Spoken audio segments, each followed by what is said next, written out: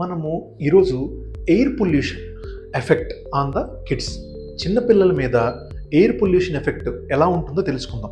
మీరందరికీ తెలుసు, మన హైదరాబాద్లో రెగ్యులర్గా ఇప్పుడు ఎయిర్ పొల్యూషన్ అనేది రోజు రోజుకి పెరుగుతుంది because of the rapid urbanization and number of vehicles increase అవటం వల్ల.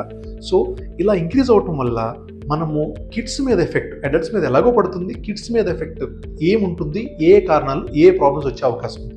మెయిన్గా అదర్ సిస్టమ్ ప్రాబ్లమ్స్ కూడా రావచ్చండి.